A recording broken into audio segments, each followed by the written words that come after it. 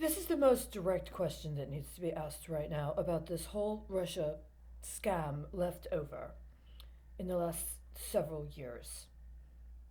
What sort of deals around literal prostitution and trafficking of women were set up in Moscow during the Miss Universe pageant? This is important because on the anniversary of what would have been 10 days after the Miss Universe pageant, two interesting and noteworthy things occurred.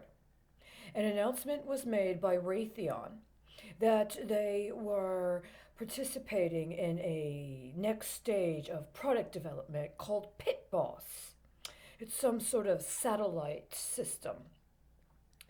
There's some program correlating with it called Blackjack.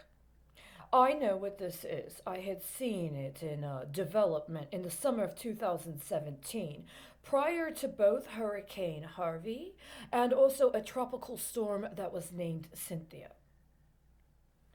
But that day was also the day that the city of New York released an executive order. The city of New York released an executive order concerning the use of algorithms and how they were going to be applied in regards to the city financial situation. I had already contacted the city of New York through its finance authority and the municipal water authority several times in the last several years, and they like to play games there. They're very cute. You should try to contact the city administrator in the city of New York, just like here in Texas or in Chicago or in San Francisco. And you should see how cute they look when you're trying to report a national security related incident. You should see how they respond. You should see how they word their response. You should see how they position themselves and the way they like to timestamp it. Because it's exactly the kind of behavior that you want in a casino running your country. Why does the Salvation Army in Boston have a board member who is from Raytheon? They had a board member from Raytheon at the time that Aaron Hernandez was murdered in his jail cell. Does anybody have any idea why that would be important? Does anybody care? I care.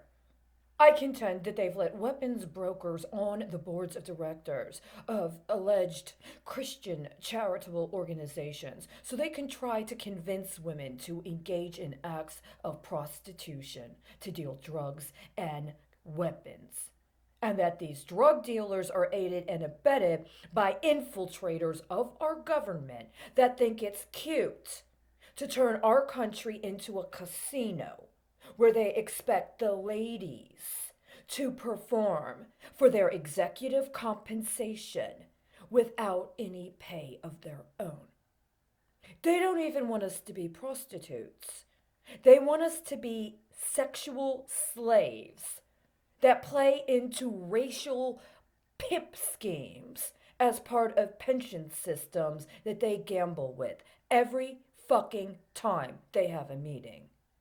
Every time they affirm and confirm their transactions on site. See, when you can't go in person to confirm a transaction sometimes, you can't complete it. Some transactions are so secure and high risk and so much that you have to go on site to confirm in person. And if you don't and you can't, you may default on your obligation. Did you ban her because she didn't want to be a cheap fucking hooker for your Secret Service? You didn't even sleep with her yourself. You wanted to see how he tried her on first, right? It's like taking a test drive. It's just a matter of how they classify you. Are you a used Volvo? Or are you one of those brand new Rolls Royces coming out of Jackson Hole?